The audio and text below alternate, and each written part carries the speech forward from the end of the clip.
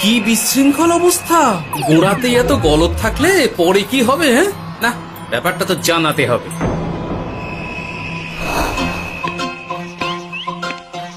এই তো মহারাজের প্রিয় গোপালও চলে এসেছে। তাহলে এবার সভা শুরু করা যাক মহারাজ। সে আপনি যাই বলুন না কেন মন্ত্রী মশাই, আজ আমার আপনার সাথে ঝগড়া করার কোনো ইচ্ছেই নেই। কেন গোপাল, কি হয়েছে তোমার? কি আর বলি মহারাজ, কৃষ্ণনগরের ভবিষ্যৎ দেখে আমি তো ভাষাই হারিয়ে ফেলেছি। বলো কি, কৃষ্ণনগরের ভবিষ্যৎ? তা শুনি খুব ভালো কিছু নিশ্চয়ই। এতে আর শোনার কি আছে মহারাজ, অবশ্যই ভালো হবে। সে কথা তো আমি একবারও বলিনি মন্ত্রী মশাই। আহা গোপাল, ভনিতা না করে বলি ফেলো না দেখি, কি এমন দেখেছো কৃষ্ণনগরের ভবিষ্যৎ?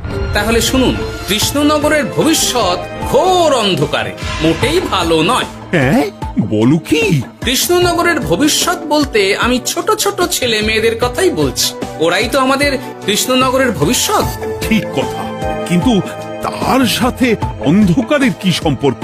সম্পর্ক আছে মহারাজ। আজ সকালে রাজসভায় আসার পথে দেখি পাঠশালায় বাচ্চাদের পড়াশোনা বাদে সবই হচ্ছে। তা এরকম চলতে থাকলে কি করে রাজ্যের ভালো হবে বলুন দেখি? না হওয়ারই বা কি আছে শুনি? পড়াশোনার সাথে রাজ্যের ভালো খারাপের কি আছে?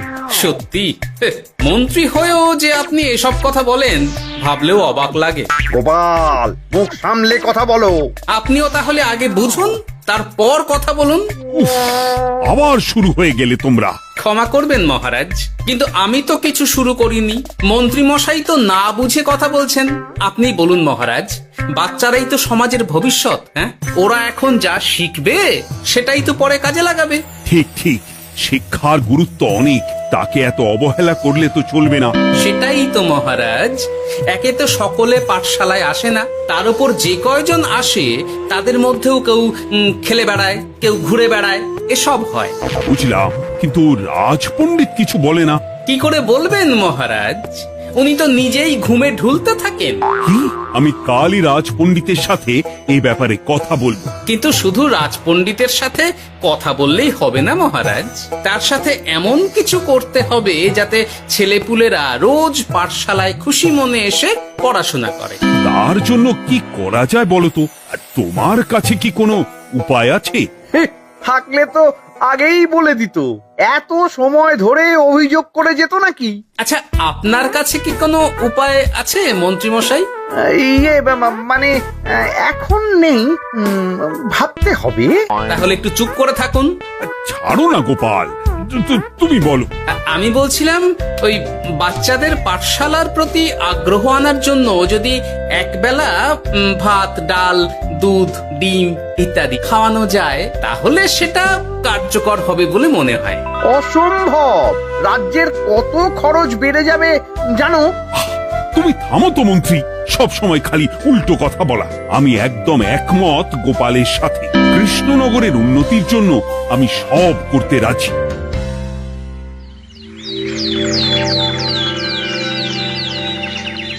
তোমার কিছু বলার আছে পণ্ডিত, পাঠশালার এই অব্যবস্থার ব্যাপারে? আজ্ঞে মহারাজ, অনেক ভোরে উঠি তো, তাই একটু চোখ লেগে যায় আর কি। চোখ লাগারও আর সময় পেল না তোমার? পড়ানোর সময়ই চোখটা লাগতে হলো। যাই হোক, যা হওয়ার হয়ে গেছে, আর যেন এমন না হয় সেটা কিন্তু মাথায় রেখো। আজ্ঞে মহারাজ, কথা দিচ্ছি আর কোনোদিন পড়ানোর সময় ঘুমোবো না। বেশ, আর মন্ত্রী, তোমার ওপর একটা দায়িত্ব আছে। বলুন মহারাজ। তুমি পাঠশালাতে পড়াশোনা শুরু করতে পারবে এমন বয়সী সকল বাচ্চাদের মোট সংখ্যাটা জেনে কোনো দোকানদারের কাছে গিয়ে সেই পরিমাণ শস্যপাতি আর ডিমের বায়না দিয়ে আসবে। আর হ্যাঁ, একজন ভালো রান্নার ঠাকুর জোগাড় করো। যথাজ্ঞা। আরে বাস, এ তো দারুণ সুযোগ। এই ফাঁকে আমারও কিছু লক্ষ্মী লাভ হতে পারে। গোপাল, তোমারও একটা দায়িত্ব আছে। হ্যাঁ, বলুন মহারাজ।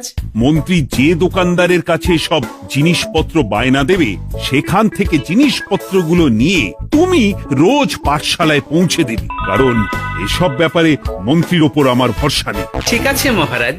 ও মহারাজের বেশি বেশি বলে কিনা আমার ওপর ভরসা নেই, সব জোগাড় করব আমি, আর শেষ বাজিটা মারবে গোপাল। আরে না, ভালোই হলো। আমি যদি কিছু করিও তবু দোষ পড়বে গোপালেরই উপর। কি ব্যাপার, মন্ত্রী মশাই কিছু বললো না এটা শুনে? কি ভাবছে এত? ঠিকই বলেছেন মহারাজ, এসব কাজ গোপালই ভালো করতে পারবে। বাবা, ওভাবে কেন বলছো গোপাল? আমিও তো চাই কৃষ্ণনগরের ভালো হোক। বেশ, ভালো হলেই ভালো। শোনো ঠাকুর, তাহলে ওই কথাই রইলো, দেখো যেন কোনো ভুলচুক না হয়। ঠিকঠাক কাজ করলে ভালো বকশিস পাবে, কেমন? হ্যাঁ হুকুম, কোনো ভুল হবে না। পাথর ভেঙে এক বস্তা কাঁকড় আমি তৈরি করেই এনেছি, আর অর্ধেক দুধে অর্ধেক জল মেশানো আর ডিম সরানো, এই তো সব হয়ে যাবে। হ্যাঁ, তবে দেখো গোপাল যেন এর টের না পায়। না না হুকুম, দু গোপাল কেন, কাকপক্ষীও টের পাবে না।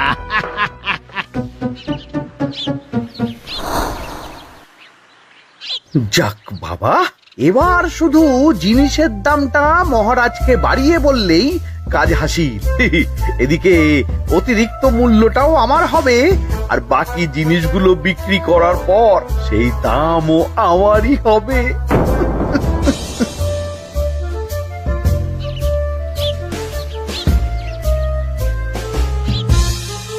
কইরে, কোথায় যাচ্ছিস সব তোরা? যাচ্ছি গো গোপাল দাদু।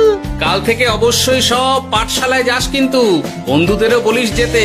ভাত, ডিম, দুধ আরো কত কি ভালো ভালো সব খাবার দেওয়া হবে রে। তাই ডিমও দেবে?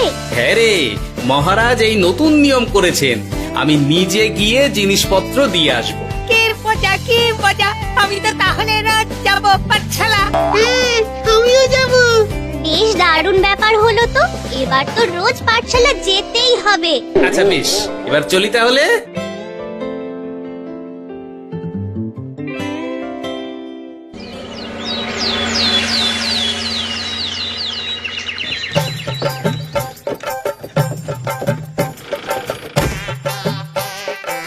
এই নাও গো ঠাকুর, সব জিনিস নিয়ে চলে এসেছি, একবার মিলিয়ে নাও দেখি।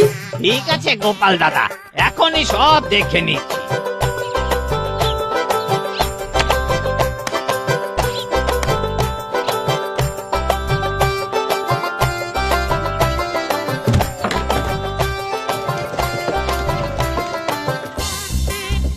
যাক বাবা, গোপাল দাদা গেছে, এবার মন্ত্রী মশাইয়ের কথা মতো সব করলেই কেল্লা ফতে।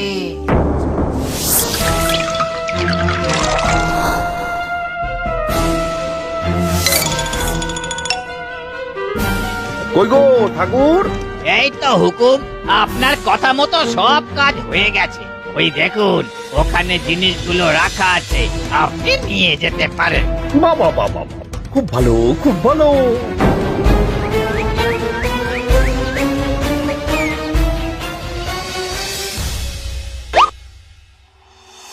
ও কি, অর্ধেক ডিম দিলে যে, বাকিটা কোথায়? কিসের বাকি? ডিমটা অমনি দেখতে। বললেই হলো, ডিম কখনো অর্ধেক হয়? বাকিটা কোথায় বলো, নইলে কিন্তু। আরে বাবা, তুমি ডিম খেতে খুব ভালোবাসো বুঝি? হ্যাঁ তো। তাহলে এটা জানো না যে অর্ধেক ডিমের দ্বিগুণ শক্তি হয়? সত্যি? হ্যাঁ, তা নয় তো কি মিথ্যে? ওই জন্যই তো আমি তোমাদের সকলকে অর্ধেক ডিম দিই। আরে বাস, এটা তো আমরা কেউই জানতাম না। ঠিক আছে, আমি আমার সকল বন্ধুকে এটা জানাবো।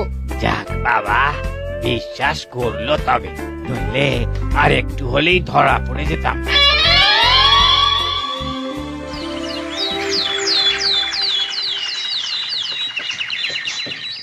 আরে, রান্নার ঠাকুর কারোর সাথে কথা বলছে মনে হচ্ছে। পেছন থেকে দেখে তো মন্ত্রী মশাই বলে মনে হচ্ছে।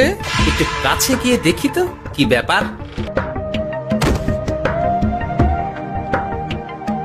আরে গোপাল দাদা যে, তোমার কথাই ভাবছিলাম, আর দেখো তুমি চলে এলে।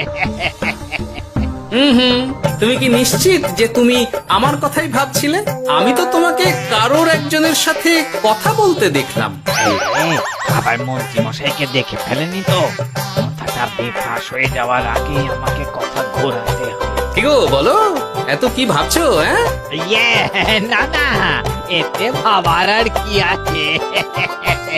কেউ না কারোর সাথে কথা বলিনি। আমি তো একাই ছিলাম। তুমি বোধহয় ভুল দেখেছো। হ্যাঁ, ভুলই হবে। কি ব্যাপার? ঠাকুর এভাবে বলছে কেন? তাহলে কি সত্যি ভুল দেখলাম নাকি অন্য কোনো ব্যাপার আছে? না, পরে দেখতে হচ্ছে। ঠিক আছে, এই আমি যাই গো। হ্যাঁ, অনেক কাজ আছে। হুম, না না না, ঠাকুর যতই বলুক না কেন, কেউ ছিল না সেখানে, তবু মনটা কেমন যেন খটকা লাগছে। যাই হোক, মনে হওয়া নিয়ে তো আর কিছু করা যাবে না। এখন যাই কাজে। তা মন্ত্রী, পাঠশালায় রোজ ভালো মানের আনাজপাতি যাচ্ছে তো? আগে হ্যাঁ মহারাজ, আমি তো ভালো মানেরই সব চাল ডালের বায়না দিয়েছি। কথা মতো তো সেগুলোই পাঠানোর কথা। তবে বাকিটা গোপাল জানে। মানে গোপাল জানে মানে ঠিক কি বলতে চাইছেন আপনি মন্ত্রী মশাই? না মানে জিনিসগুলো সব নিয়ে তো তুমিই যাও, তাই আর কি।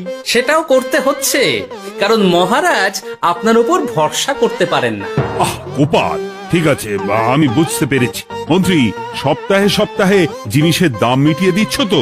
হ্যাঁ, আগের সপ্তাহের দাম মিটিয়ে দিয়েছি, কিন্তু পরেরটা বাকি।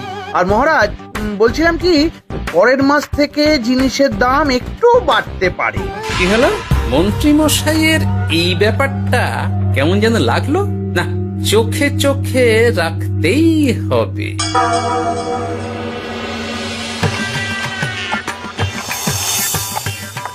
কিরে বুটি, তুই অর্ধেক ডিম খেয়ে বাকি অতটা রেখে দিলি কেন? রান্নাটা ভালো হয়নি বুঝি? না গো দিদা, খুব ভালো হয়েছে। আমি তো আসলে এখন এমনই খাচ্ছি। শিকিরি, কেন রে পুটি?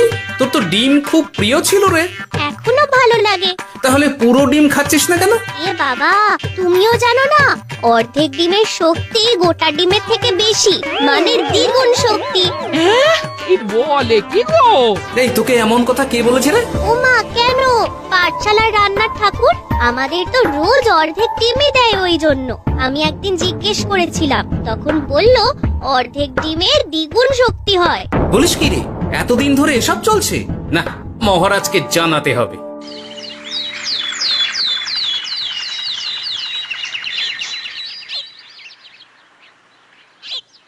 আরে গোপাল এত সকাল সকাল রাজবাড়ির দিকে যাচ্ছে কেন? গিয়ে আড়াল থেকে দেখি তো।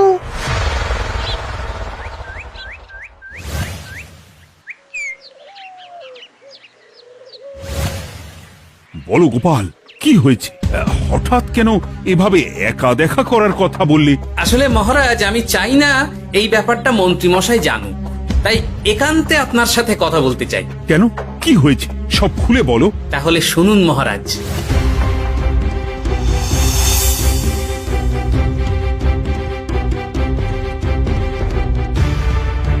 কি সাংঘাতিক ব্যাপার! আমি এখনই ওই রান্নার ঠাকুরকে কারাগারে বন্দি করার আদেশ দিচ্ছি। না না মহারাজ, সেটা ভুলেও করতে যাবেন না। আমার এই পুরো ব্যাপারটাতেই সন্দেহ আছে। পুরো পরিকল্পনার পেছনে মনে হচ্ছে অন্য কেউ আছে মহারাজ। তুমি ঠিক কার কথা বলতে চাইছো? প্রমাণ ছাড়া তো আমি কারো নাম বলতে পারবো না মহারাজ। এই রে, গোপাল বোধহয় সবটা বুঝতে পেরেছে। এবার কি করে নিজেকে বাঁচাই? কি করি? পেয়েছি। শোনো ঠাকুর, এখন কিন্তু মহারাজ সবটা জেনে গেছে, তাই দেখো যাই হয়ে যাক না কেন, আমার নামটা যেন না আসে, নইলে কিন্তু তোমাকেই রাজ্য ছাড়া হতে হবে। না না হুকুম, দয়া করে এ কাজ করবেন না। আমি মরে গেলেও আপনার নাম নেব না। মাথায় থাকে যেন। বলো বলো, তুমি কেন এমন করেছো? আগে আগে আমি নিজে থেকে এসব করিনি মহারাজ, আমাকে এসব করার জন্য বাধ্য করা হয়েছে। কে তোমাকে সব করতে বলেছে? আগে গোপাল দাদা। কি? মিথ্যে কথা। বেশ হয়েছে, এবার ঠেলা বুঝুক গোপাল। দেখলেন মহারাজ, খুব ভরসা করতেন না আপনি গোপালের ওপর? ভাবা যায় তলে তলে এই। মহারাজ, আমি সত্যিই সবকিছু করিনি। আমি যদি এটাতে যুক্ত হতাম তাহলে কি আপনাকে নিজে থেকে এসব জানাতাম? দেখো গোপাল, এখন এসব কথা বলে কোনো লাভ নেই। সবাই জানে তোমার মাথায় কত বুদ্ধি। তুমি ইচ্ছা করে আগে গন্ডগোল করে তারপর সেটা ঢাকতে নিজে থেকে সব বলছো। গোপাল, তুমি সত্যি করেছো কি করনি সেটা কিন্তু তোমাকেই প্রমাণ করতে হবে। এটা যেমন সত্যি যে এসব যে ঘটছে সেটা তুমি আমায় জানিয়েছো প্রথম, তেমনি এটাও সত্যি যে প্রতিদিনের শস্যের বস্তা তুমি নিয়ে যাও পাঠশালায়, তাই তোমাকেও যে সন্দেহের তালিকা থেকে বাদ দেওয়া যাবে না। বেশ, তাহলে আমি প্রমাণ জোগাড় করেই তবে এই রাজসভায় পা দেব।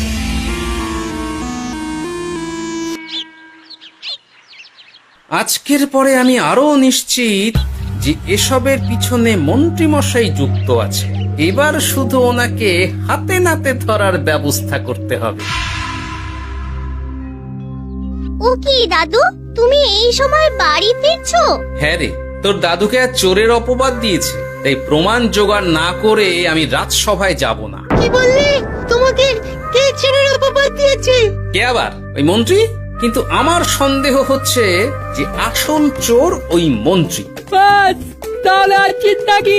আমরা আছি তো, মন্ত্রীর ওপর নজর রেখে তোমাকে সব খবর দিয়ে যাব। হ্যাঁ দাদু, আমারও অনেক রাগ হয়েছে। এতদিন মিথ্যে বলে আমাদের অর্ধেক ডিম খাইয়েছে। আমি এটা কিছুতেই মানতে পারছি না। এবার সত্যিটা সবার সামনে আসবেই।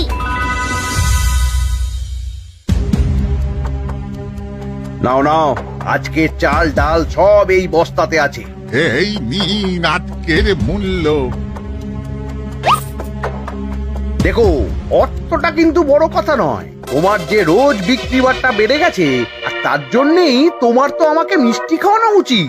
একদম, আমি কালই আপনাকে মিষ্টি খাওয়াবো, একদম পাকা কথা। তাহলে আজ চলি, কাল দেখা হবে।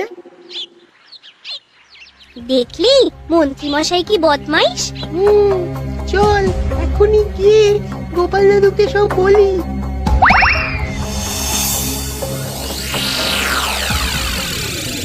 তাহলে এটাই হলো আসল ব্যাপার। খাওয়াচ্ছি ওকে মিষ্টি। হ্যাঁ গোপাল দাদু, একেবারে আচ্ছা করে দাওয়াই দিও। আচ্ছা শোন, আমার মাথায় একটা বুদ্ধি এসেছে বুঝলি।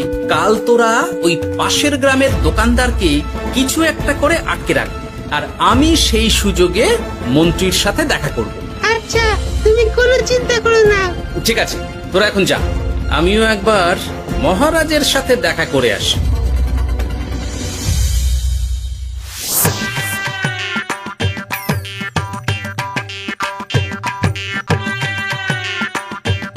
আসতে পারি মহারাজ? আরে গোপাল যে, এসো এসো। মহারাজ, কথা মতো আমি প্রমাণ জোগাড় করে ফেলেছি, কিন্তু সেটা দেখার জন্য আপনাকে কাল আমার সাথে একটা জায়গায় যেতে হবে। বেশ, আমি যাবো।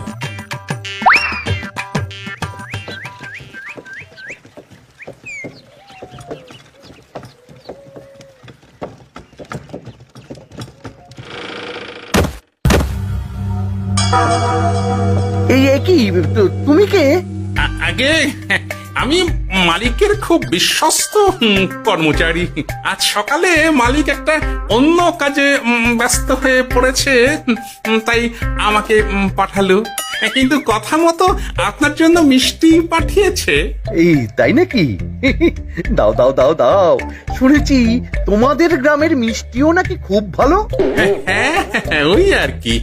নিন।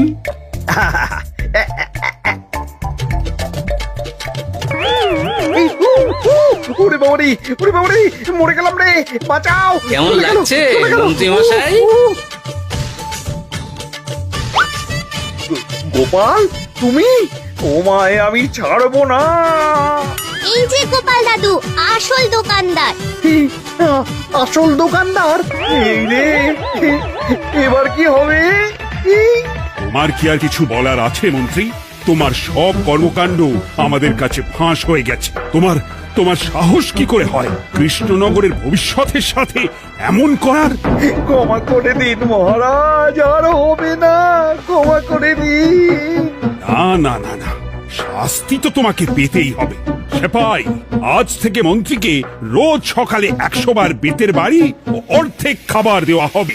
অর্ধেক খাবার? কেন জানেন না? অর্ধেক খেলে দ্বিগুণ শক্তি বাড়ে। ওরে বাবা গো, আমার আমার আমার মাথা ঘুরছে।